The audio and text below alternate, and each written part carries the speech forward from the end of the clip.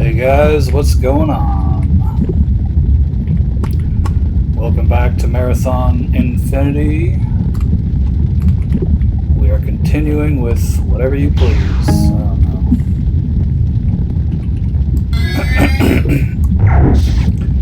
So this is one of those weird dream levels.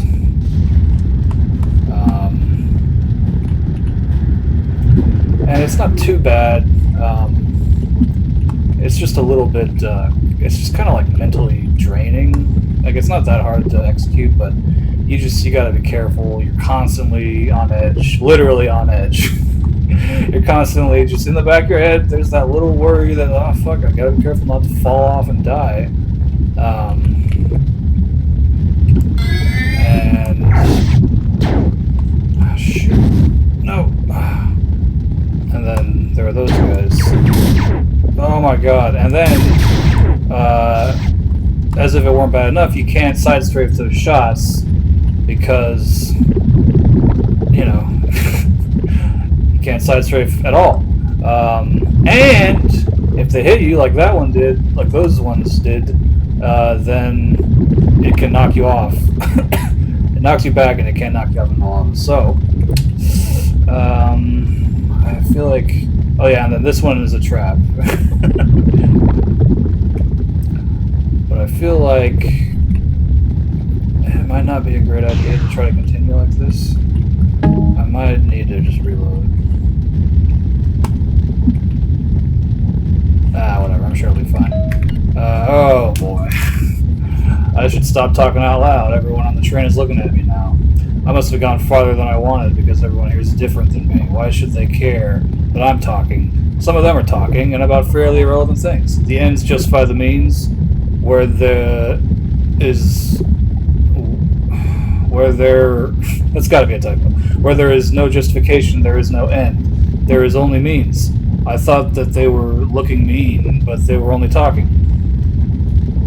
The noise in the train crescendos as the train comes into a station. The station is lined with black-suited men, and behind them I can see the pantomime of good and evil continue with the sanitation workers trying to mop the black suits off the sunglassed and toupeed men who are not resisting at all.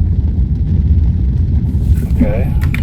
Indeed, they have nothing to worry about. They can just cling to the constellations of gum. There's nothing the sanitation workers can do about that. It's all just human nature, it's all just human nature. We don't fit onto the curve either. Simply, there is no curve. Our science is approximation, good guessing. The suits are going to get me this time, but I'm lucky. I have keys. I have my keys in my pocket now, and I'm opening the other subway door. Oh, alright.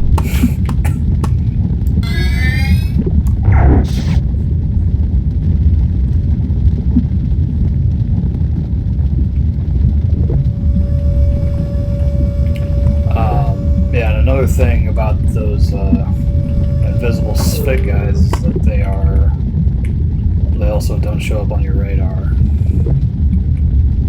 So you really have... but these completely passive floating rock guys do show up on your radar. Oh, that doesn't sound good. Oh, good thing we saved it, okay. No, yeah, I can, oh my god. Yeah, just kill me. Alright. That's fine.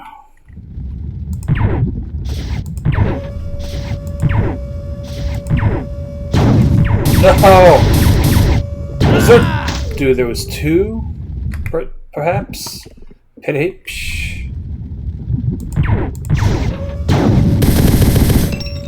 my god, just kill me. This is awful.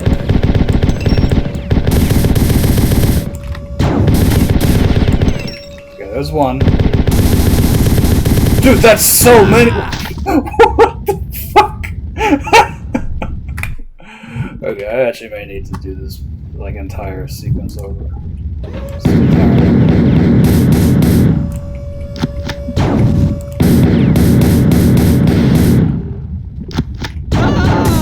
Dude, what the fuck? Okay. Okay, you know what? Let's just try to read. What are they gonna do? Shoot me while I read? Probably. Oh god. Yep. Wait. Oh no. Where am I? Okay, here's the next question. Where am I actually supposed to go?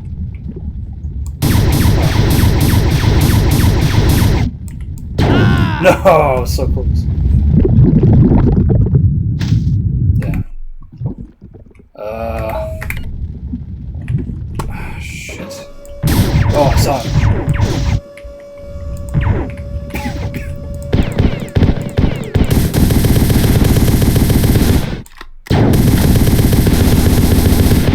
Dude, this is just uncalled for, man. Fuck it.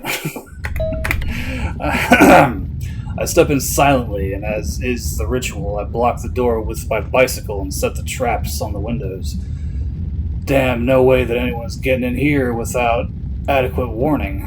I figure that there is time now to take a good look at this knife that has caused me so much grief and to miss the movie that I was heading out for but can't remember the name of. It's not unusual, plastic about the length of my forefinger. It has two blades that open in both directions. One is short and the other long. The long one is pretty dull and the short one is quite sharp. Enough about the knife. The door opens up and the bicycle falls over. One of these suited guys is standing in the doorway, impassive and immobile. I'm not scared until I see that the hallway behind him is filled with his clones. I turn over the handle of the knife and give it a bit of a nasty grin. Oh, fuck, okay, good. Oh, man.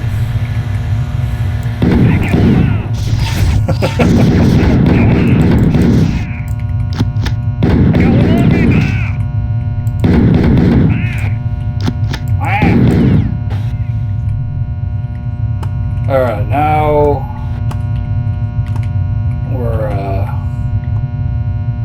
now we gotta kill Bobs. I'm debating if I should end the episode here, because this is not exactly a short level. Yeah, we'll end it here. In fact, I will not continue, but I wanted to kind of talk about what that last level was meant to represent, but I was too busy getting fucking raped in the mouth. So those, like, the levels, the intermission levels are supposed to be dream sequences, and like you essentially, we're like I think I said this in one of my previous episodes, but we're essentially doing the timelines over. Wow, can I go somewhere where there's not a beeping? We're going somewhere where there's we're trying to find a timeline. I don't even know.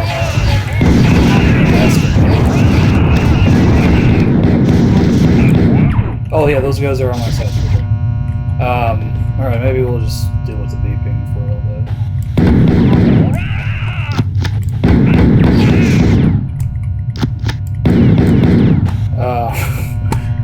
Alright, I think we're fine here.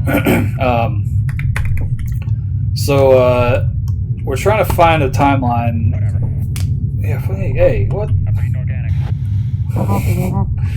We're trying to find a timeline where the working packages are not released, and so far every timeline that happens, we either need to. Well, so like it's the problem is that every time the four lose, they destroy the sun, which then releases the working packages. So,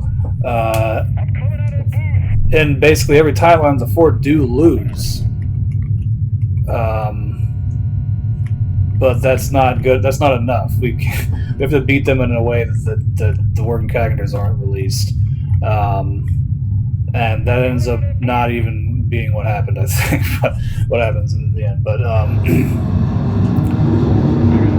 my god, that fucking noise.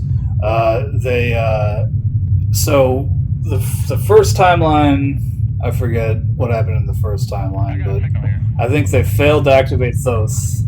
Yeah, we were working for Tycho in the first timeline, and Thoth was not activated, so there would be no way. I think the 4 won in that timeline, which is also not what we want. So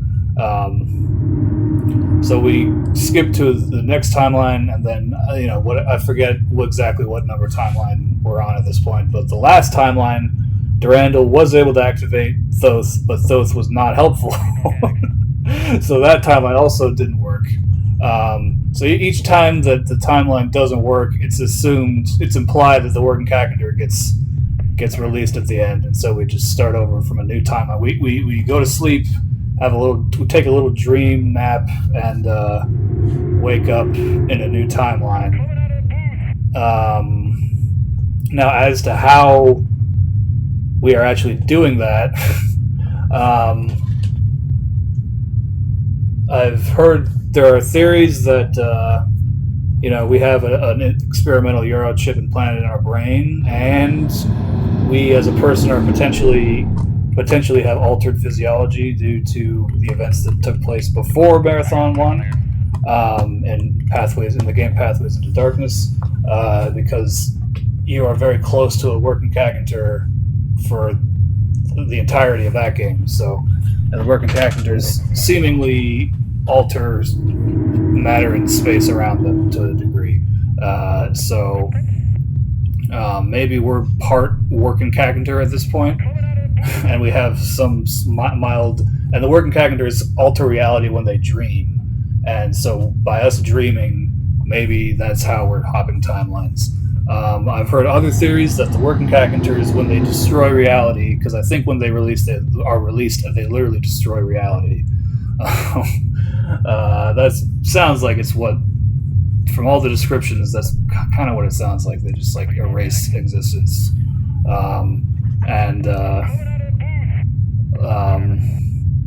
so shut up, Bob. So but they erase existence through waves, and I've heard theories that perhaps you are riding the waves that they create onto another timeline, and that in fact you don't have necessarily the ability to just straight up hop through time and space. You're not that omniscient, because that would be a little excessive, but you are powerful enough. Marathon Guy with his Yarrow implant is powerful enough to potentially ride the waves. So, the waves were the battles, and the battles were the waves. And in Myth, there's this thing called a dream duel, which I don't even know really what that is, but a dream battle. We are dreaming, so this is 100% all connected, but it is too deep for me to go. My understanding of this is honestly very surface level. If I sound like I know what I'm talking about, I really don't. So yeah, I think that's and so the act of dreaming and falling asleep and riding the waves is through a dream, riding the waves on a dream, riding a dream over the waves. Maybe. Well, that seems to be the way that they're visualizing that is through these dream levels. That's the reason the dream levels are so fucking weird, is because they are meant to be abstract dream levels. And I think that's also why the text in the terminals is so fucking weird, because it's not really meant to make sense. It's just kind of meant to kind of put you in a certain headspace, because when you're reading those, you're really trying to understand it, and it's just really not making sense, and it's kind of making you uncomfortable as you read it, because you're just like, what the fuck is this guy talking about, and who is this guy, and just it's written very straightforward and frankly with just very normal language, but a lot of the stuff that is actually being written about, it doesn't make sense. Janitors cleaning the black suits off of the guys, and the guys are not resisting, and just floating arms and legs, limbless corpses. You don't know. That's just delivered so flatly. You don't know if it's meant to be like bloody, gory imagery, or if these are just or what. or if these are like mannequins or something. You know, like you really just don't know, and that uncertainty kind of fucks with your head a little bit, just a little bit. You know, not like I'm like getting scared by reading these terminals, but like having that weird abstract text does. I'm pretty sure that's the intention of those terminals. It's not really meant to make sense because it doesn't fucking make any sense. I mean, there are some people out there that are probably like that totally understand the connections there. There's a terminal in Marathon 1 about Garrett White. You know, this sounds like maybe this is Garrett White or something, and the knife that's being referred to in this is potentially Durandal, because Durandal is the sword of Roland, and you know it's a dream and everything's kind of fucked up, so it's just a knife. But yeah, you know, it's just a very weird way that they went about presenting the story of this game, and I think just that weirdness is what makes it so compelling, and like that. Like the way that they're able to kind of mentally manipulate you with the weird dream sequences and the text terminals, like that. It's like they slowly break you down over the course of the whole game, because this is a fairly long game with all that stuff, and you're just kind of like, if you spend like a good couple hours playing through the last like quarter of this game in one sitting, you're pretty. You know, your head's kind of fried, and then you just and then that kind of is what makes the ending hit so hard, even though the ending is just text, just more text, you know. So that is the power of of good writing. I think I've said before. So all right, that is enough rambling about the about the meta narrative. We will continue the rest of this level. Nah, man, he's close. I think we're on like the 4th timeline, maybe the 5th. I would say we're probably about a third of the way through the game now. I don't know. There will be a new chapter screen, I think, soon, but there are 3 stages of rampancy, and the implication is that we are going rampant, and each chapter is a new stage. So I think we're still in Rage, but next is Jealousy, and then Sadness, maybe, or maybe next to Sadness, then Jealousy. I don't know. Anyways, that'll be all. Thank you very much for watching. Hope you guys enjoyed, and we will continue more Marathon Infinity in the next video.